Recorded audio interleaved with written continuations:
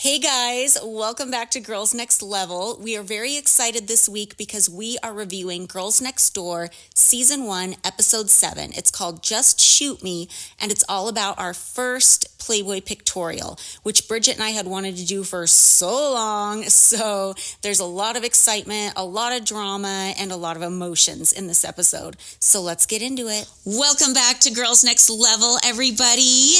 Bridget, how are you feeling? How are you feeling after watching this episode? Oh God, I know I say it so much, you guys, but this episode was a roller coaster. I couldn't even get through the whole thing in one watch. I had to stop it at one point. Yeah, a lot of emotions. And sometimes every once in a while, somebody will comment on my page, I wish you guys talked about an episode a week, and then the interviews were bonus episodes. But I honestly don't think that would be good for our mental health to rip through them that fast, because it brings up a lot of stuff. I feel like the interview episodes, it's not like we just pluck somebody out of thin air and they don't have anything to do with the episode we're talking about. They directly relate to the episode we're talking about, and I feel like they bring new perspective and insight and closure and more history, just like so much more information to make each of the episodes even richer than they already are. And so I feel like those interviews are very valuable. Not only do they give us a slight mental break from the episodes, but they add so much to each episode as well. But for this episode, I was just, I remember being so excited about having this opportunity, but also really nervous about it and tentative in a way that I felt that this could be. First of all, I felt like this is my only chance. Obviously, you got to put yourself back in my shoes at this point in time. I did not know that we would ever get another pictorial. As far as I know, in my eyes, this is my one and only chance to do this. And I want to love every single minute of it. And I want it to be amazing. And I want Hef to think, why didn't I do this a long time ago? These girls are Playmate of the Year material. I wanted all of that. There was just, it was such a big deal for me. And it's intimidating to shoot with, it would be intimidating to shoot for Playboy just on your own, but it's extra intimidating to shoot with two other people, and you feel like you're being judged the whole time against everybody else. And you're being recorded for a TV show while you're naked. On top of everything. So there was just a lot, and I'm sure if you've watched this episode recently, you will remember that there's it goes from being really fun and really exciting to really sad and a lot of drama. And so this episode was just a lot of feelings for me. A lot. Yeah, this is an important episode for us because we'd wanted to be in the magazine so long. And for me, this was kind of what I envisioned as the possible or best case scenario for even doing a reality show. I remember when we were first told about the show, I thought, well, maybe if it's successful enough, we could be in the magazine. So it really felt satisfying to kind of get that payoff. And it's funny you say I thought this was my only chance, because it's not like I took anything for granted or even knew for sure that the pictorial would get published. But I think in the back of my mind, I kind of had this feeling okay, once the seal is broken and once he puts us in the magazine once, and that barrier's been broken, and he sees that we're not going to run away and leave him the next second, he's going to let us do more things. I was hoping that was the case. I was hoping that we would get individual pictures, different. I wanted us to have our individual centerfolds and stuff like that, which we'll get into later in the episode. But I was hoping that there would be more pictorials, but I just, in my mind, I was pretend and just think of this as this is your one and only, because this is the only one that you're not even guaranteed. They start the episode out, it's not even a guarantee for us. They're we're gonna shoot you guys and we'll see kind of thing, how it turns out. There was never even a promise. So we're shooting all this content and maybe we're gonna get in the magazine. Yeah. So when we first heard that we were going to be in the magazine, you guys saw that at the end of episode 2. And after that, I immediately wanted to take initiative and just try to make it as good as possible. Because like Bridget said, there were no guarantees. We didn't know for sure if it was going to get published. And Playboy had 2 photographers under contract at that time, Arnie Freitag and Steve Wada. And they're both amazing. And then they had other photographers they would hire on days they just needed another photographer for Playmate tests or Cybergirl or other types of pictorials. And I said to Bridget, we need to ask for either Arnie or Steve, because I don't want like a less skilled photographer doing our pictorial and have it not be as great as it could possibly be. Yeah. So we gathered in your room and we were going over all our favorite Playmate pictorials and trying to decide who we wanted to shoot. And I remember I asked Audra what her opinion was, because she had shot with both of them. I think Arnie did her centerfold and Steve did all the other photos. And she kind of told us their skill set, like obviously they're both amazing, but Steve works better with like experienced models who are like constantly moving and posing. And Arnie is better with like inexperienced models who need to be posed. And not only were a lot of our favorite Playmate pictorials shot by Arnie, the three of us are kind of inexperienced as models. And then, you know, fitting 3 women into one photo and making it look good is a lot harder than just one. So I'm like, we need to work with Arnie because we need to be posed like Barbie dolls pretty much.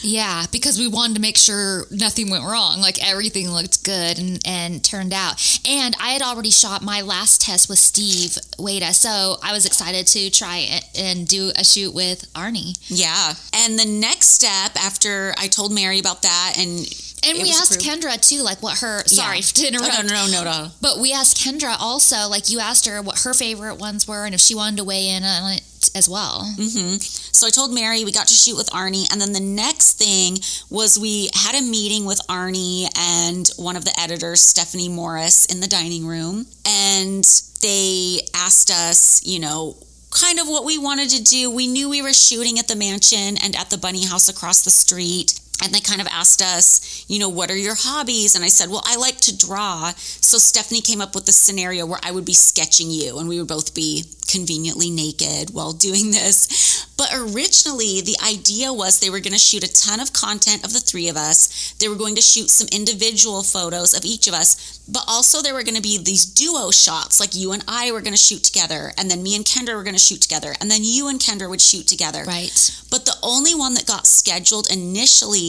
was the one of me and you, because Kendra didn't want to get up early to have her makeup done. Like, you even saved the schedules. Yeah. And has, like, what time were we supposed to be in hair and makeup? So it depended on the day, but we were either in hair and makeup by 8 or by 9. And Kendra was never in hair and makeup till noon. She's scheduled for noon every single day of the shoot. But also, you and I were so excited. We didn't care. And, you know, we were up and ready and we were giving ideas. So that was why initially the only duo shot was yours and mine. Kendra just didn't, like, ever weigh in with an idea and wasn't willing to be up early. Yeah, and I always assumed that we would add that in, whatever it was. Like, we would eventually do it. Yeah. But yeah, and so what that means too, like if you're asking yourself, well, how do you get 3 people, 2 are ready early and one's not ready till later? So what happens is you spend all this time in hair and makeup, and then while you're doing that, the photographer and the lighting people are setting up all of their stuff, but then they need you to step in. Not everybody necessarily, but they need some of you to step in so they can actually position the lights and take some test shots and set everything up. So they need somebody who's done and ready to sit in and do that kind of stuff. So that would be Holly and I, while Kendra slept in and then went and did hair and makeup. Well, we did all that. And then we'd always break for lunch. And then you'd actually start the pictorial shoot. The first scene is in the backyard of the episode. The first scene of the episode, I should say, is in the backyard. Landscapers are going by mowing the lawn. And it's so funny because I don't know why. It's just so funny to see a shot of the lawn being mowed, because I just don't think about the lawn being mowed ever. It just Well, here was my question when I watched that. I was like, well, there is so much lawn at the Playboy Mansion, because that's just the backyard, which is massive. There's the front yard too. Why did they use a push lawnmower? Why didn't they have a riding lawnmower? Like, why weren't they on a little John Deere out there? Maybe there was nowhere good to store it. I think they could have found a spot on the property somewhere. Yeah, but maybe just didn't want to. There were all kinds of weird things that didn't make sense at that house. But I was just watching this thinking, oh my God. And also there's kind of the thing, like, did they have the John Deere mowers in 1971? Well, maybe not back that far, but this is 2005, and they definitely had them. But so many things were stuck in 1971. Like even like Hef had a whole TV video department. So on the 3rd floor of the mansion, which was basically like an attic, it was set up as like the video department. And every night Hef would go through the TV guide and circle anything he was interested in watching or having videotaped for his archive.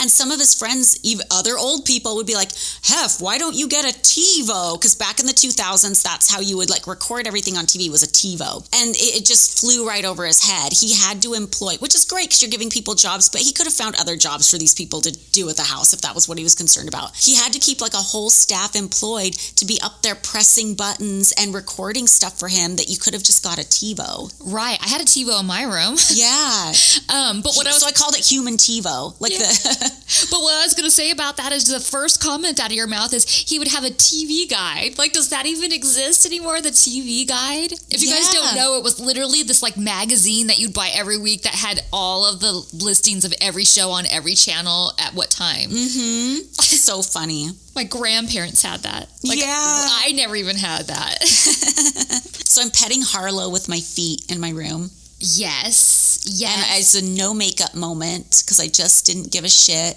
Because these are the days before like Kardashians and like everybody decided they had to have full glam for every scene. Right. But before that, they like stop on a picture of Hef. It's that 70s photo. Oh, the one in the vanity? Yeah. And I was just like, that's interesting that they're like kind of like scroll past that real slow. Like that's kind of like the opening scene for the room. Yeah, because they have to establish his presence because he just wasn't like actively in the show that much. Oh, yeah, okay. I was like, I was sitting there thinking, I wonder why they show that picture. But yeah, I think it was always the way of working him in. And it's one of my suspicions as to why they refused to give me a personality in season 1 is I think I was supposed to be Hef by proxy. Yeah. I just want to start it out by saying that this shoot, what we actually shot versus how they show it on the show is so out of order. And I have like the calendar, or like the schedule, I should say, from the shoot on my phone so that we can try and make sense of it. But we might be kind of going back and forth a little bit, going, this was actually the first day. Nope, this was the second day. This was like, and like back and forth on it. And I just wanted to preface it with that because I know it might be kind of hard to follow along. We're going to try and make it as easy as possible, but it is so out of order.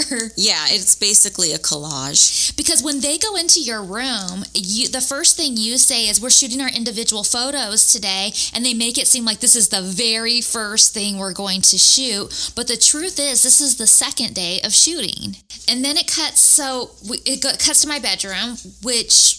This is, again, now legitimately day 1 of the shoot. And I don't know if this is the same scene, but when they cut to somebody's interview, because I wrote in my notes, background of the interview is bootleg. I think there's like a weird green screen or like cheapo background in somebody's interview. I didn't notice. Yeah. I wonder whose interview that was. I have to go back and look now. Like a season 1 Kardashians type green screen, like bad.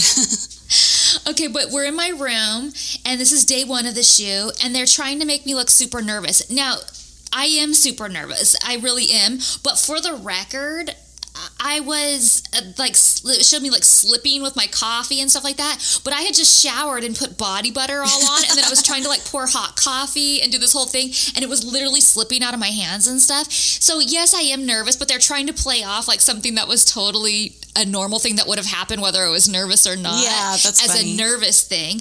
And I mean, I don't care. I think it's funny in the scene, but I just wanted to point it out that it was sort of really amped up to make me look even more nervous. And then the very next scene, they cut to Kendra in the pantry eating like tons of food and trying to order chicken strips. And then she says they're fattening, which is so funny to me because fattening is such like an old grandma word. Like I don't think anybody used it back then. Like it reminds me of like diet culture in the 80s. People would say stuff was fattening. So I think that's so funny. And she's like getting into the brownies and the Cheez-Its. But I just want to point out that this is not happening like moments before the shoot, because at this point in the day, Kendra is still asleep, and this doesn't even happen on that day. Yeah, I think Kendra with the Cheez-Its was like a random day. Yeah. Random day. Not even a pictorial day. Then they swap days again. It's day 2 again. And are you in your pigtails? Yeah. And I wanted to say the pigtails are so cute. And I love how they even do this weird swoop thing in the back that like covers the part because maybe parts in the hair are like a no-no.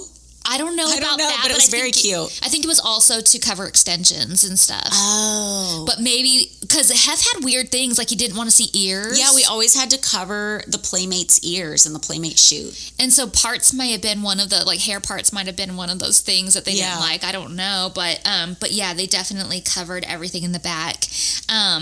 Which I thought looked kind of weird. I liked the pigtails, but I thought the back was weird. I thought it was very cute and cartoony. It looks very anime. True. But this is, so as I'm walking out to the pool, my pigtails are already done. So I go from being in my room with like my hair just in a messy bun on top of my head to walking down and having like my hair is done in these pigtails already. And they're not just ordinary pigtails. Like this is a structured hairdo professionally done. Right. And I walk out to the pool bar because that's where that's where they set up for hair and makeup. And I mistake Kendra for Holly because all I see is the hair. Yeah. And she had a very Holly hairdo that day. I thought it looked amazing. It's amazing hair, but it definitely was more of your look than it was Kendra's look. And honestly, when I was rewatching the episode, because what happens is you see just the hair and like a robe, and the makeup artist is blocking the face when I first walked down. And even watching it back this many years later, I did it again. I was like, oh, Holly's sitting in the chair in my head. And then I was like, oh, wait, this is where I mistake her for Kendra, forgetting that I even did that originally. So, like, I full on did it again. That's so funny. And you know what's weird about that whole thing? I probably said this before, but at the time, I say we, but I'm really talking about how I felt. So weigh in if you felt this way too. But I felt like we were kind of made to feel that Kendra was like so much hotter than us. But ironically, we look enough alike that you think she's me from like only a few feet away. Right. And not only that, but people would always comment on us being clones, or like when Marilyn Grabowski shows up to our shoot later, she talks about how, oh, you guys look just alike, like even your legs are the same or something like that. So it's like on one hand, we're clones, but on the other hand, I was always kind of made to feel that, oh, Kendra's so much hotter and you're just barely lucky to be there. It's fucked up. I'm going to get into more of that as we go through this episode, but I absolutely felt that way. And I felt extra pressure too because I was the oldest too. Mm-hmm. And so now I'm having to pose. Not only am I feeling like I'm getting too old to even pose, but now I have to do it with people who are way younger than me. It's crazy. And I'm like, okay, so now I'm getting compared to some people that are younger. And yeah, it sucks. And like supposedly better looking and better everything. And I was just, and I'll get into it as it goes, but it was really starting to mess with me. Yeah, and I look back on my scrapbooks and, you know, I'm flipping through looking at pictures, and there's plenty of pictures where I think Kendra looks the best. But there's also just as many pictures where I think you look the best, or where I look the best. It just kind of depends on the day and what we're wearing and stuff like that. So I feel like it was kind of like even across the board. But at the time, I feel like we were made to feel that Kendra was so much better. Yeah. And it's just like, that's fucked up. Yeah, and then I do want to just note on here that there's like buffet food sitting out on the pool bar too, because I feel like they're making a point with all this food showing all this food. I didn't even think about that. They do this kind of funny thing where they cut Kendra going, today's going to be my shoot day where I look like me. I'm just going to look like me. And I know what she means. I know she means because she's going to be wearing like a football jersey and she's going to be in her room with like all her sports memorabilia. But they juxtapose that right after you mistake her for me, and she's kind of done up and more like my style. So I think they're trying to be funny. Like she's done up a certain way and it's like, I'm going to look like me today. And I know that's not what she meant, but it's kind of funny how they did that. That's crazy because I didn't even make that connection when I watched it. But you're right. It does like cut straight to that. Because you're like, oh, I thought you were Holly. And it cuts to Kendra going, today I'm going to look like me. That's funny.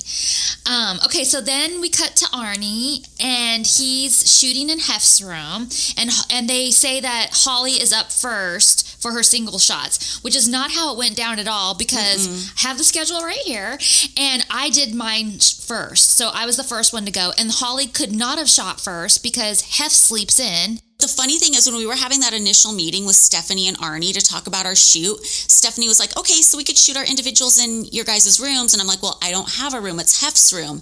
All of a sudden, panic-stricken looks amongst everybody who's not us, because it's like nobody wants to go into Hef's room. That's scary.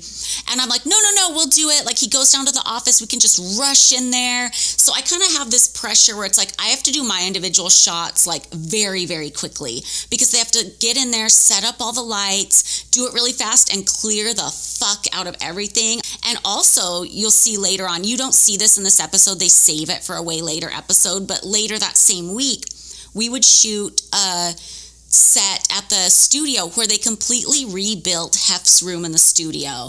This probably cost a ton of money to recreate Hef's room in the studio, but he couldn't let us shoot in there for a couple hours. He would spend his whole day down in Mary's office. So technically we could have done it. Yeah. But God forbid. Yeah. I know. The set was crazy and elaborate, too. And when you see the pictures, it looks just like Hef's bedroom. Yeah, I remember I took a picture on my camera and brought it home to show him, and he goes, holy shit. Yeah. Because it looked so real. And then I told Arnie that story, and when the holy shit came out of Hef's mouth in the story, Arnie's face just went white. He didn't think I meant holy shit, like, oh my God, that looks just like it. He thought I meant Hef said holy shit, like that's a fucking mess. Oh. Arnie's face just went woo, like all the blood flowed out of his face. Oh no. But you say in commentary, this is the first time they ever shot anything from Playboy in Hef's room. I think it's true, except I know they shot like video of Sandra in the bathroom back in the 70s, but I don't think they'd ever shot, I mean, people have shot all kinds of like in the moment porno photos in that room, I'm sure. Hef has a ton of those, but they'd never shot any official like Playboy professional photography in Hef's room before. Yeah. That I know of. But the shot I really wanted to do that I thought would be like a cute, sexy shot was like sliding down the banister naked. So we did that at the very end of my shoot, and it was super cute. Like I have a Polaroid of it somewhere. Like my body looks great. It's sexy. It's fun. But then after that happened, I was told that they quote unquote lost the film. Like they conveniently had every other frame from that day, but they lost the film of me sliding down the banister. Interesting, because I know you say that in commentary. I didn't remember that happening in real life, but first of all, let me go back a step. I totally remember you talking about wanting to do the banister, sliding down the banister picture, and you were so excited about it. And like out of all the poses, like that's the one that you knew you were going to like try and get in. Yeah. So my photos standing on the staircase weren't that great, but the sliding down the banister one was sexy. My butt looked amazing. Like it was fun. It was all the things, but oops, they lost those frames. Yeah, that is so weird. When you said that in commentary, I was like, wait, what? And then I was wondering, did they ever find it? But apparently it's not to your knowledge. Yeah. Well, I thought you looked amazing. Thanks. And you talk about how nervous you are, and I was nervous too, but what made you nervous? And were you really as nervous as like it seemed? Because they have you like making a drink and stuff. You know, I don't really think I was. I think it was just one of those moments where you're kind of like, obviously you're aware the cameras are on you. You're aware they want you to be somewhat entertaining or telling some kind of a story. So I'm like leaning into like the Playmate cliches that you always hear. Like, I was so nervous posing nude. But then once you have the clothes off, you just don't want to put them back on. Like that, I feel like up to that point, that was every Playmate in every interview ever would always say that. And I even referenced that being a cliche in the show. But I'm leaning into the, I'm really nervous. And I was nervous to an extent, like I wanted to look good. And I had just, for whatever reason, decided it was a good idea to eat a bean and cheese burrito for lunch that day. So I'm probably kind of bloated. But also that room, and I knew I only had a limited time to get the shot. And that room was so ungodly hot because you have no windows are open, nothing. The air conditioning isn't on for whatever reason.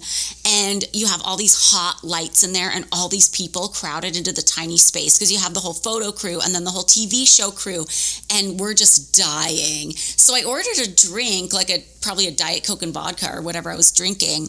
But I don't think I was really that nervous. I think that was more just something I was leaning into because they need some kind of story here. Yeah, giving them some drama. Mm-hmm. And then you talk about how they make you feel so comfortable, and that you're so comfortable you like come walking down the stairs naked, and then you go outside naked, and then you jump in your car naked, and you said you drove to the bunny house. I don't know if you really did or not, but it's funny. Yeah, and doing that, like that was another thing where I felt like that was funny, and that would add to like what we were doing. But by the way, we also still think we're going to be blurred. Right. We don't think this is ever going to end up on a DVD or like in foreign markets or anything like that. And the reason I felt comfortable doing it is when you're around like the Playboy staff, first of all, the photo staff does not give a shit. They see this every day of their lives. The staff at the mansion does not give a shit. They see this every day of their lives. They know how to act that's appropriate. They're not going to be creepy. They're not going to be leering or anything like that. They don't give a shit. The camera crew on Girls Next Door, maybe they haven't seen that every day of their lives, but they still have to act professional. Right. So it wasn't a big deal to me. I thought I was going to be blurred. I thought it was funny. I thought it was just kind of this lighthearted, funny moment. But then it like comes back to haunt me because when I complain about our nudity being exploited or like lines of consent being blurred, people are like, well, you were fully walking around naked. And I'm like, yeah, but it's the context that matters. Everybody has a different level of what they feel comfortable with nudity wise. Like there's some people who won't even change in a spa locker room, but most people will. You know what I mean? Yeah. But then if you found out somebody was taking your picture in a spa locker room and broadcasting it, you'd be pissed. It's like there's just, like, even though you know people in the locker room are going to see you naked, it doesn't matter. But when somebody takes a picture and it's broadcast and it's not blurred, you'd be pissed, you know, think of it that way. So yeah, it didn't feel weird to walk around naked because I know that like the staff is going to avert their eyes and nobody really gives a shit. So yeah, it does still matter to me that I was unblurred and that we're still not being paid at this point. We're not being paid for anything. Right. And you talk about in the scene too, how Hef doesn't actually like everyone running around naked because he's old fashioned like that. Yeah. And it's kind of weird because obviously he loved people running around naked at parties, at pool parties. And I don't know if it felt this way for all the girlfriends, but for me, it was like kind of frowned upon. Like obviously I knew I could do it for the show and not get in trouble, so it wasn't that crazy. But I know there were times when it was kind of a mixed message. Like, I don't know, it was probably just something he whipped out when he felt it was convenient. It was weird and like you don't really know where that stood on a given day. Yeah, well, I felt like for the most part, he did like us to remain classy and not flashing and running around naked all the time. He didn't mind if that was happening with other people, but he didn't really want us doing it, I felt like. True, and I kind of feel like when we were doing it for the show, it was more okay too. Yes, I think so too. Because like, I mean, obviously like flashing became Kendra's like thing moving forward. Right. But I think if the cameras hadn't been there and one of his girlfriends was constantly flashing on a train and flashing Parliament and flashing wherever we went, he would be like, okay, you need to fucking sit down. Yeah, I think so too. So then it cuts, so yours is done already. Mm-hmm. Then it cuts to Kendra shooting, which again, she was the last one to shoot of the day. First of all, I don't know if this is the best place to touch on it, but can we talk about how disappointing it was that our individual photos were never used for anything? Oh, I know. I think I have that later in my notes when we finally figure out what's going to be posted and what's not. Circle back. But it was a bummer because I thought, like, I didn't think those photos were going to be the main attraction of the pictorial by any means, but I thought maybe on one page there would be 3 little photos that kind of, because we picked our sets and not our sets, I mean, it's our room, but we wanted it to like express our personalities. Like yours is very pink and girly and bubble pop, and mine is very like old Hollywood, and Kendra's was very sports. Yeah. And we were proud of that because we felt like this is kind of what makes us individuals, but of course that wasn't ever used. Actually, that's funny. I have that in my notes next. I say all these individual shoots reflected our personalities and our character.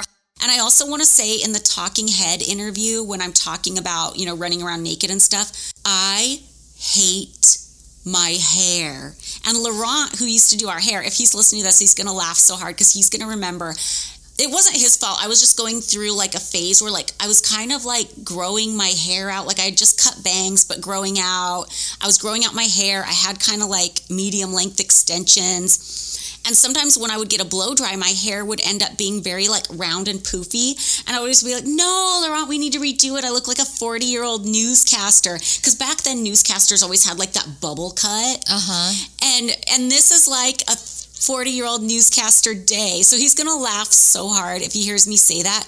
But like, I hate how I look in this interview, and I kind of like am not thrilled with how I look in this whole pictorial just because my hair is in such an awkward stage and it never looks good. Oh. So it's kind of a bummer, but it wasn't like a big downer. Like I was still super excited to have this pictorial. And I really like our makeup. Kimberly X did our makeup. It's one of the few times I've liked my professionally done makeup because usually I always would do my makeup myself. I never got it done professionally, but I did it this time because I was like, well, I'm going to do what Playboy wants me to do. And I really like the makeup, but even like moving forward for other pictorials, I did my makeup. This was like the only time. Yeah, I look back, I felt like I liked the makeup at the time, but I look at it now and I'm like, I don't know if I love my makeup. And then even Kendra says, like, these pictures are, like, who she is, like, representing, like, her sportiness and stuff. But I feel like that was true for all of us. Oh, yeah, for sure. Like, we all were just so eager to have a chance to express ourselves in any way. Yeah. But, of course, they don't get published. Which reminds me of a story. So when I worked at the studio, obviously I'd work with Arnie and Steve all the time. And Steve, I've talked about this before, how he kind of has this like monotone voice and he kind of has this like curmudgeon-y character a little bit at first glance. And he would always talk about how his favorite photos never ended up in the magazine. So anytime we were shooting, when something was going really good and we were really getting good shit, I would know it was good because he'd turn around and he'd look at me and he'd do a big sigh and he'd go, it'll never get published. So when I say it'll never get published, that's all I can think about. But yeah, I mean, there's some good shit that got lost over the years. Well, and this was sort of our chance to differentiate ourselves. Like, we were always just such a group and, like, just the three, like, replaceable girlfriends and stuff. And this was a chance to, like, really show that we had separate personalities and different interests and that we weren't just all the same. Yeah. And then it cuts to showing Kendra's in doing her photo shoot, and it shows Anastasia and I napping in bed. And I just want to clarify this because it makes it look like I'm like napping in bed before, and I haven't even done my shoot yet. But I was long done with my shoot. I was the first one. I had probably done my shoot by 10 in the morning because usually 2 hours for hair and makeup. I had probably shot at 10 in the morning. We probably broke for lunch. Then we probably shot Holly's scene another 2 hours later. This is probably like 4 o'clock in the afternoon now. I was by far done, and the reason I was resting in bed is because I'm pretty sure we had another shoot we had to do later that night in front of the mansion. Yeah. So I'm just like kind of resting because I know I have to go back into hair and makeup once everybody's done and they break for dinner. Then we go hair and makeup again and do a whole other shoot outside of the mansion that night. And in the editing, though, they're saving you for last because they're building the stakes, which we'll get into, but they're very much using the fact that this goal is so important to you. So they want to make it look like you're nervous all day and just like nervous and dying. Right. And I tell Anastasia, it looks like I peeked in and, you know, Kendra's photos are looking really cute. But you were talking about how hot it was in your room when you were shooting. And it was super hot in my room too. But her room, I think it was because it was like late in the day. It was boiling in there. No. I don't even know why they left the scene in, but I was like, oh my God, it's so hot in here. But they probably because they're looking for anything that makes you look quote unquote nervous. Oh. Like anything, yeah. Maybe so, because I was like, I don't know why they left it in there, but I want to just say why I said that. Like, all the rooms were hot, but I really felt like hers was like boiling. Yeah, and one thing I want to say before we leave Kendra's room is I think she looks really pretty in this shot, and you can see this kind of like golden glow around her face when they're shooting her in the chair. And I want to say that's a thing called a tri-light. It was this huge old light that they would use for Playmate shoots, and it would just give the girl like this golden magical glow in her face. I love a tri-light. I wish a tri-light could somehow magically follow me around all day. And I've talked about this on YouTube before, and I got all these comments, people going like, what's a tri-light and where can I buy it? No. This is not like a little thing you clip to your phone. This was like a huge, giant light, and it was old back then, so they had to constantly be repairing the tri-lights they had then. And later on, when we shoot our first cover, one of the assistants got like shot, like an electrical shock from the tri-light. I remember that. Yeah. It's like you don't want to mess with the tri-light. The corgi balloon. The corgi balloon is still alive and kicking in Kendra's room. What? From her birthday, yeah. It's like in the background. I had to make a note of that. We love the corgi balloon.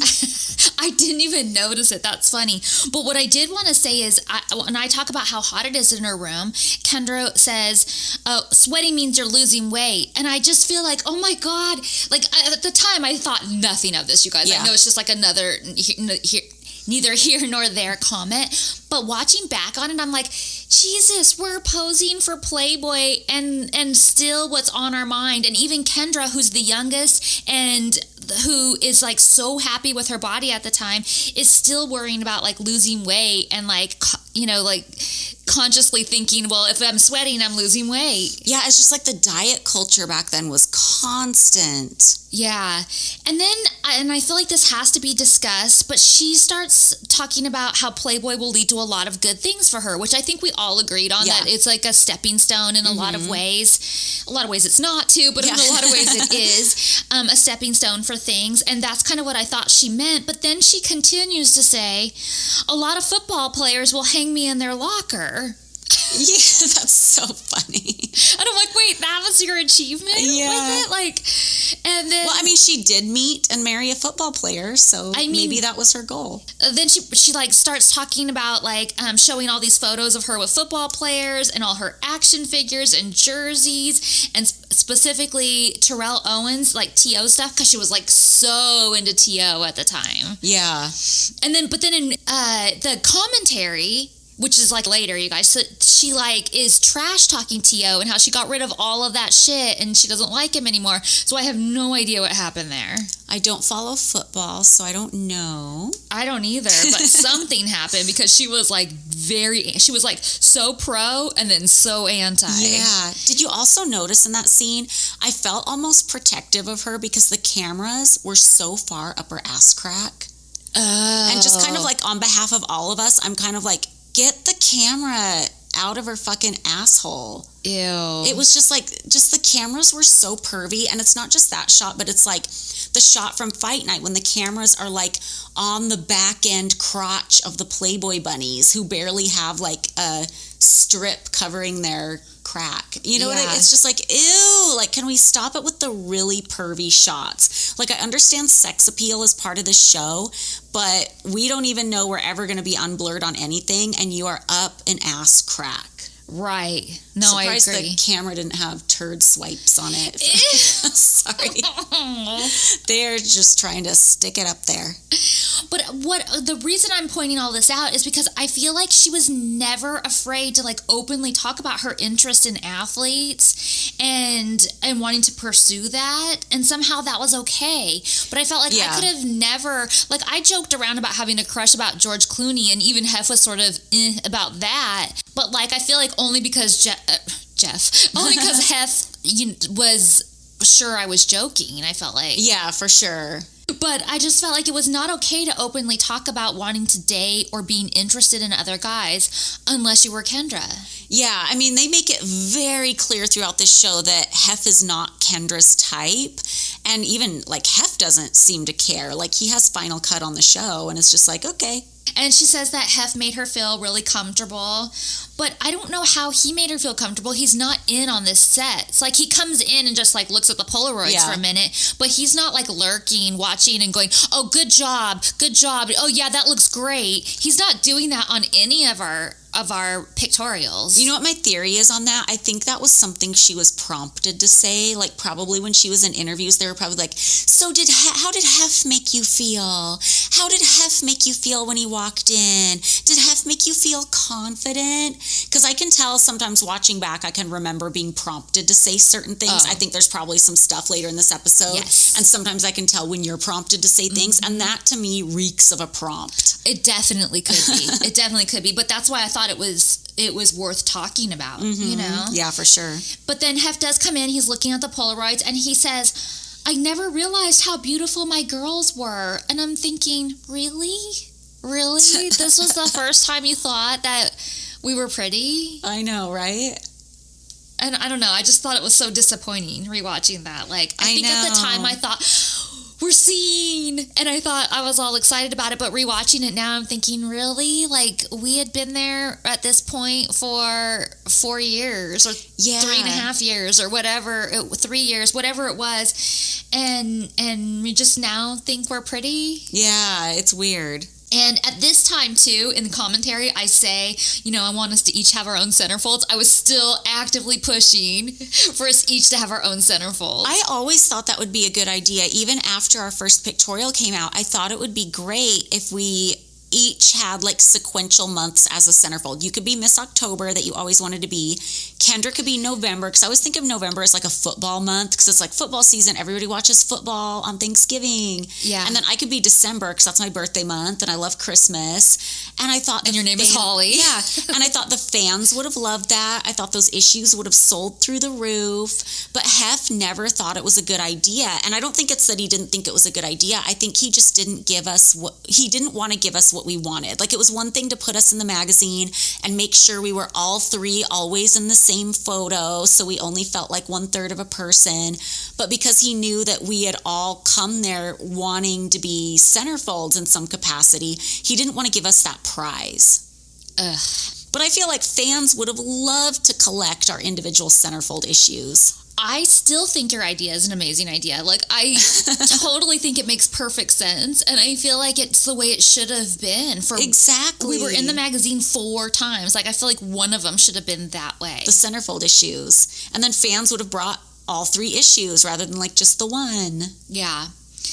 And then cut to, we're finally shooting in my room, which, as we've said before, they try and make it look like that's the last shoot of the day to really build the stakes, but in reality, it was the very first shoot. So, Are you holding the Marilyn Monroe poodle?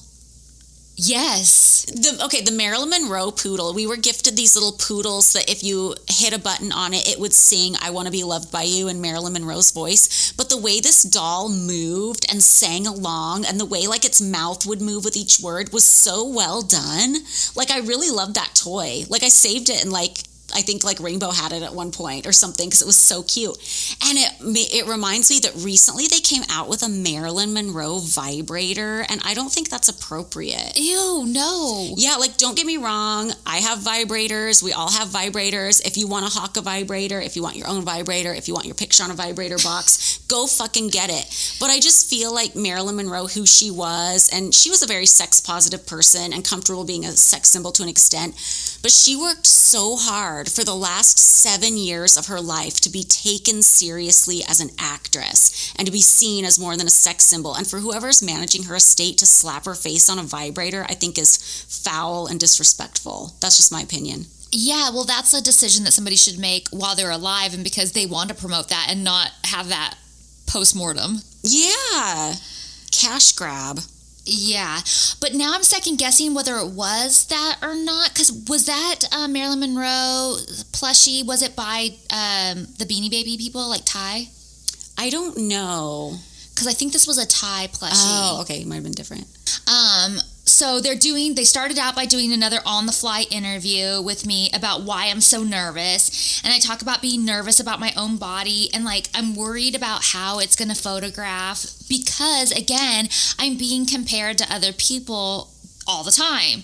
And I feel like I don't compare. Like, I don't match up to Kendra's athletic build. Like, I'm different. I am all natural. I'm curvy.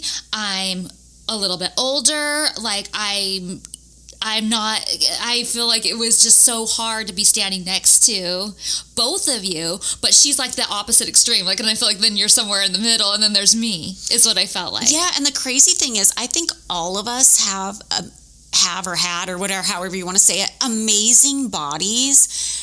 And my personal taste is like, I prefer a little bit more of a curve and a little bit more of a natural look. Like, that's just my personal taste. But again, for some reason, we were always made to feel like Kendra not only had the best body, but was the only one with a good body. And I've said this before on my YouTube, and somebody commented, they're like, "You're shading Kendra." I am not at all. I think her body looks amazing.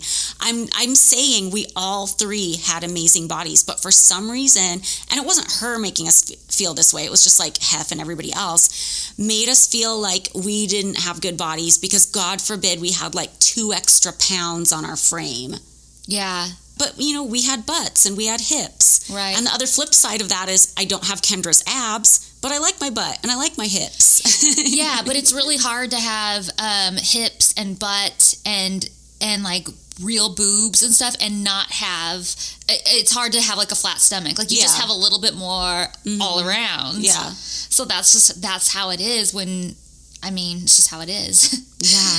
So I just felt like the pressure was definitely on, and these on the fly interviews that they keep pushing me to do, that I'm noticing more and more now, like I don't see it so much with everybody else, but they're really like catching me at vulnerable times and like trying to force me to talk about like why I don't match up to everybody else. Yeah, because they know you've wanted to be in the magazine the longest and it means the most in some ways, and they're really trying to push buttons like they did in episode 2. Right. And again, I write in my notes here, like I felt like this was my one and only chance to do this and I need to make it good.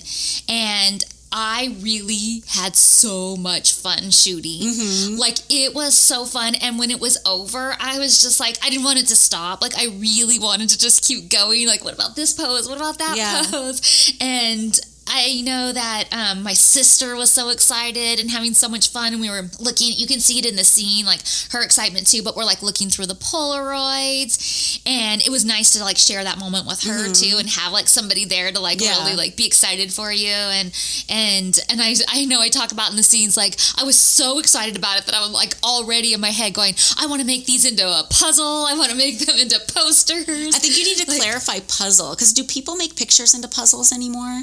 Oh, well, I still get them for Christmas. People will take pictures and turn them into puzzles. But if you don't know, you can take like a picture and send it to a company that will turn it into a puzzle.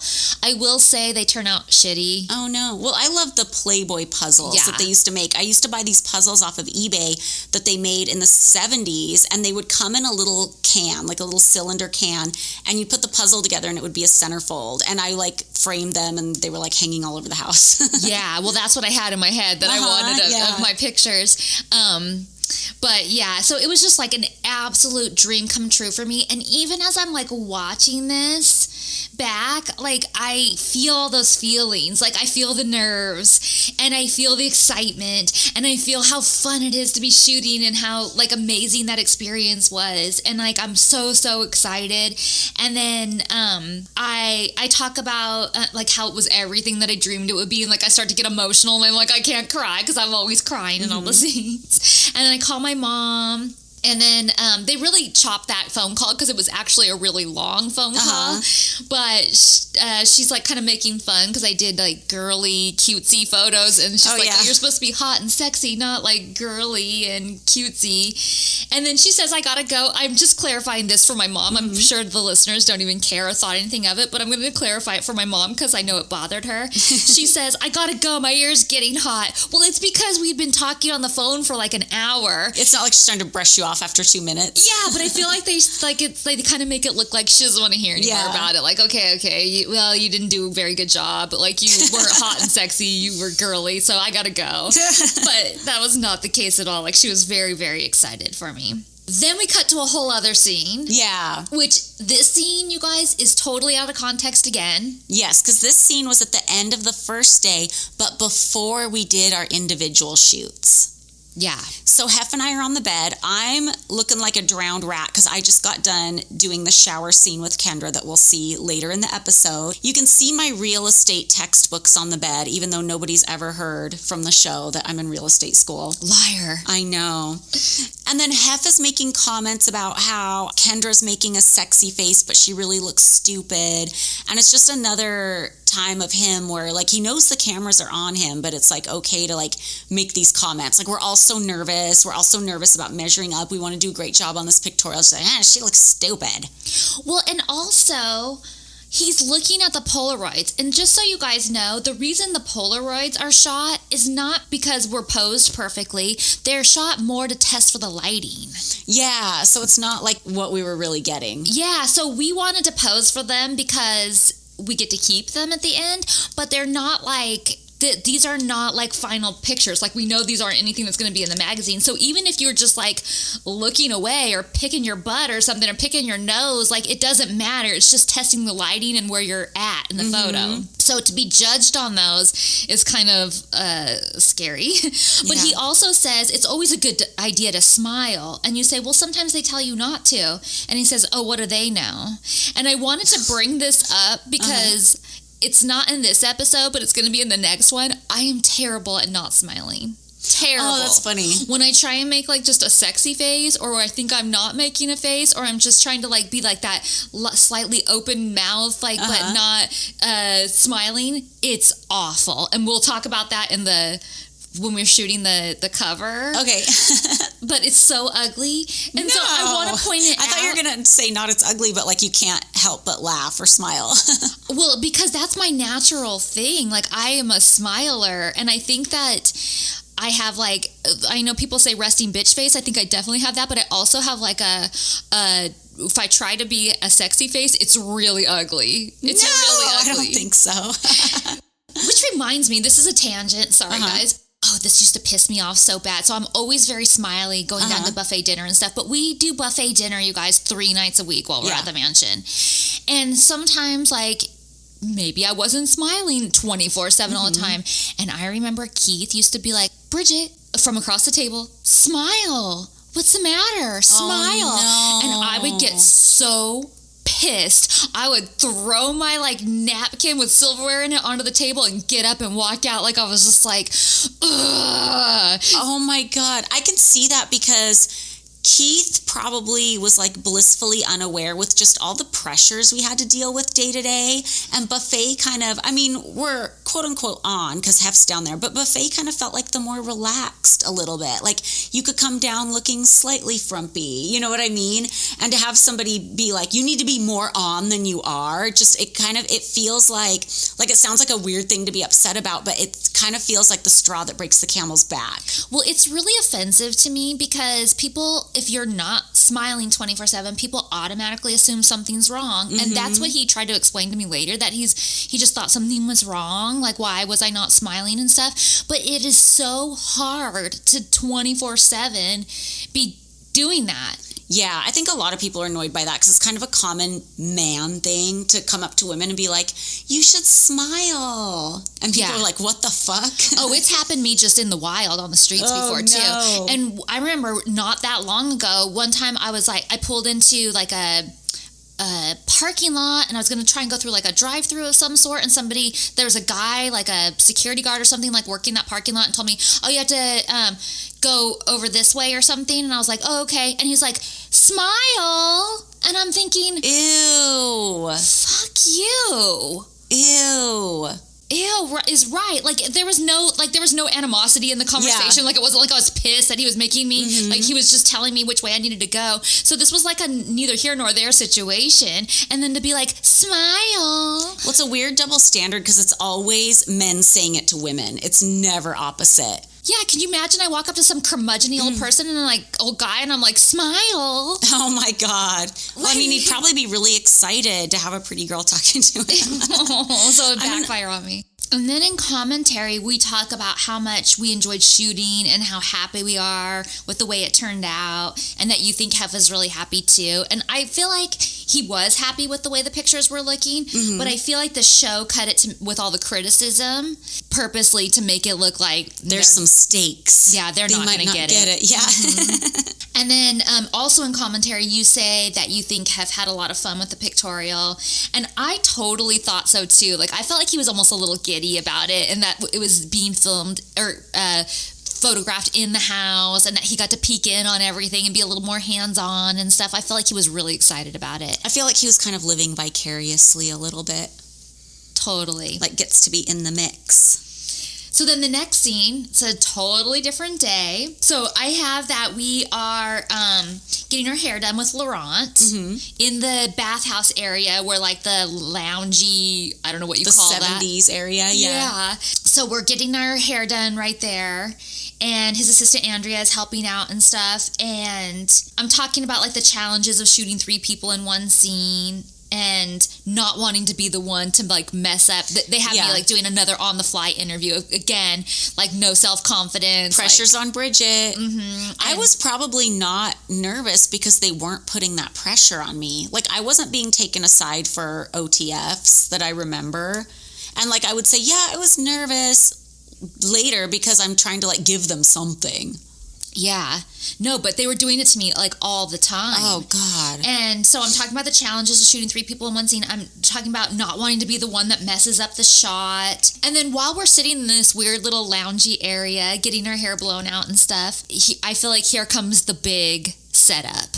Oh, because I call the butlers, because when you're sitting in hair, and especially when it's going from wet, and it was starting out from wet, the blow dry and the set and all that kind of stuff is going to take a really long time. So I might as well be studying for my final while I'm sitting there, because it's not like it's makeup where I have to like be involved in it being done. So I can just sit there and read my homework. So I call, they filmed me calling the butlers, asking them to bring down my Bridget bag, because I had a bag that said Bridget on it. It was engraved on there or embroidered on there, with all my homework down to the bathhouse so I can study while I'm getting my hair done. And then they cut to a scene where I'm telling Arnie that I have a final at 7 p.m. But this should not be a problem, and let me just tell you why. Again, I have the schedule on my phone right here, and it says that we are to be wrapped by 5 p.m. My final was at 7 p.m., just at UCLA, which is not far from the mansion. Between getting there and parking and getting to class, I need like 15 minutes. I needed like 30 minutes to like change my clothes and get ready, like tops. So I say I need to be wrapped by 6:15. Nobody thinks that's a problem at this point. Yeah. Because even if we are running late, we still have an hour and 15 minutes to go over before it's even affecting me. But whatever producer was sitting there in that room was like, aha, this is going to be it. This is going to be the conflict. I think so too. So, and then we get to the scene where Kendra's sunning. Yeah, and I feel like that scene was not even from like the week we were doing the pictorial. I don't think so either, but I'm not positive. I'm not positive, but you wouldn't be laying out in the hot sun when, like, after you got your hair and makeup done. Yeah, the only thing I could think of, because I was thinking, well, that's a really weird thing to be doing when we're trying to shoot a pictorial. Like, you don't want to get all hot and sweaty and gross. And she didn't have downtime because she was sleeping until 12. She was the last one. I think it was a random scene she shot on a random day, and it was probably the same day she went in and asked for the Cheez-Its and the chicken fingers, because I think she might have the same sunglasses and like similar hairstyle. I think it was just a scene from a random day, and they plugged it in because like, this is the day the girls are all naked around the house. And I like the way they shot it, because they shot her from behind like a Playboy water bottle. Yeah. So the way the water bottle is in perspective, it's like that last scene in Austin Powers where like something in the foreground is covering nudity. And I thought it would have been really cute if they would have done the whole show like that, but no. Yeah. And then the poor pool guy, because I have to point this out, because he gets such a bad rap in this scene because he's struggling with the umbrella, and they're making it look like he's struggling because he's like peeking at Kendra laying naked.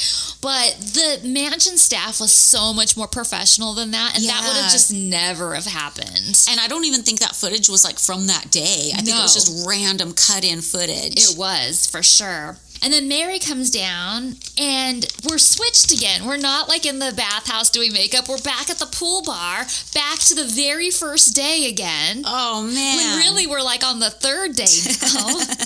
And Mary comes down, and I'm talking to Mary about how nervous I am. And again, I'm nervous because this is we haven't even shot anything yet. It's the very first day. I tell her to feel my hands because they're all sweaty and clammy and stuff. So that was all out of order. So the next thing is Bikini Gate, and I totally want to I totally want to walk through this whole scene, just because I feel like the shows it one way, and I feel like they're trying to portray me as somebody who is like a spoiled girl. I think so too. I think they really want a moment of these spoiled Beverly Hills bitches who order the staff around on ridiculous errands that they're too stupid to figure out on their own. Yeah, because I tell Brian that I need this certain bikini for the shoot, and that it was thrown in the laundry, which it was. It was thrown in the laundry like on a Saturday. They don't do laundry on Sunday. On Monday morning, early, because I'm the first one shooting, I'm at hair and makeup at 8 a.m. So I'm out of my room before they bring laundry back. So as far as I know, the bikini is still in the laundry. Well, unbeknownst to me, they brought it back while I was down in hair and makeup and put it in my room. But I didn't know that. But if you look at the scene where Brian finally finds it, and I'm going to go through this step by step too, but I just want to clarify the whole picture, then you can see it happening. I have a whole rack set out in my room, a clothing rack, where I have every single thing I'm going to wear for the shoot in order, perfectly hanging and ready to go. So I know for a fact that the bikini wasn't there because I have it all lined up and ready to go. And that's where it is. And it's there's no way I just missed it. You know what I mean? Yeah. I know where all my stuff is, so this was not supposed to be like this. But then I thought it was cute. They do this flashback. First I wanted to say, why did I need the bikini anyway? We never once used it. Exactly, unless it was an option for the hula hoop scene, maybe. Yeah, I don't know. I don't know. I mean, who even knows what day we're on right now? I'm so confused. Right? So, but I liked the flashback they do. I tell Brian that, and they flash back to him, from Jazz Festival, going, anything the girls want, the girls get. And they do it in a way where it's like a bubble. They do a thought bubble and insert the video. And I just loved when we got those cartoony moments. And I wish there were even more in the show. Me too. So then Brian's frantic. He goes running down to the basement to laundry where Monica is down there doing the laundry. Monica. She was always She was just so sweet happy. and happy. And I love it was one of the moments where I'm watching the show back and I'm like, Monica. Yeah. It's just so nice to see old faces again. I know. And this is where you guys get a chance to see some of the mansion basement. Yeah, because they're down in the basement with the laundry and Brian's frantically looking for it. She's calling, looking for it. No one's seen it. And they make it so intense. And Brian's literally sweating, and he's probably also sweating because it's really hot out and they have him running around, but they can't find the swimsuit anywhere. Then they cut back to the pool scene and Hef comes walking out and Kendra throws off her towel and goes running towards him naked, which I thought was kind of weird because I think it's just one of those things where kind of along the lines of where I'm walking around naked. It's just let's play this up for the cameras. Yeah, I think so too. And then they cut back to Brian. He still can't find it. There's sheer stress and really dramatic music going on. Then cuts back to Hef and Kendra again. But Kendra is talking about the shot that we just did. But according to the show, we've never even shot that scene yet. Oh, damn. I know. Then it cuts back to Brian again, and this time he's going into my room. And I love that Gizmo's just cruising around, somebody at the door. Gizzy. And then the red bikini is just there on the rack. And I explained already how that happened, but I'm super organized and I know where all of my stuff is at all times. And so I just wanted to clarify how this all went down. Yeah. And another thing to clarify too is when they have the scene where Kendra's out sunning, they cut my voice in or me saying, I think you should get started on hair. Oh yeah. But I wasn't telling Kendra to get started on hair. I know they want me to look like a bossy ass bitch, but I wasn't even there when she was outside sunning. That was shot on a totally different day. And saying, I think you should get started on hair is probably when I'm showing up at the beginning of the day and somebody asking, do you want to start with hair and makeup? Yeah, hair or makeup. Yeah, and you're I think we should start with hair. Yeah, I think so too. Because it did seem like you're throwing it off camera to that line. So it just seemed very fishy that it was in there like that. But back to the bikini thing, I did just want to say that I did think it was funny for the show and the suspense. And it's a cute scene. But I just wanted to clarify if anyone felt that I looked high maintenance or spoiled or bratty for that scene. I wanted to clarify how it really went down. And then you cut back to the pool bar again. And I'm standing there hanging out with Audra and Anastasia because also, you guys, this scene was shot before Baggate. Yeah. The bag scandal. Present Gate. Yeah. And so, Audra is, of course, still there and everything's good. And then in the commentary, we talk about Hef is getting mad because he thinks it's taking too long to do hair and makeup. But it's because he doesn't go to the studio ever, so he has no idea how long hair and makeup really takes. Yeah, he only ever saw the finished product. He wasn't. And I think it's an issue coming up in our second pictorial, too. I think he throws some kind of a fit oh, you're still in hair and makeup or something. I don't know. It's crazy how sometimes guys and even people you would think would know how long this takes just don't get how long it takes. Exactly. And Playboy worked so so hard. Like, obviously there was retouching used in the photos, but Playboy really strove to do the perfect photo. When I was working there, we always tried so hard to just get the perfect shot that you wouldn't have to retouch.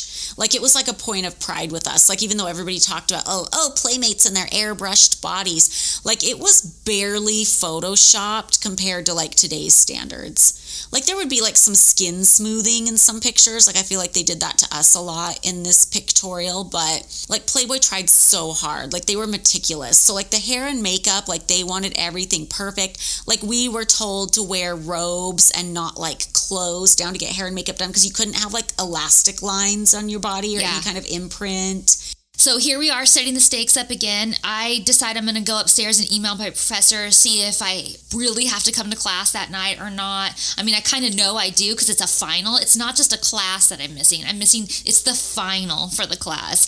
So I must be starting to get the hint that things might be running behind for me to feel like I should go and do that. Obviously, I don't know yet that I'm going to miss, but I'm just trying to, like, be proactive in it. So we are going to leave you with that moment of suspense. Dun, what happens? Dun. Yeah, does Bridget make it to her final? What happens? And we will see you guys next week with the rest of this episode. Bye, guys.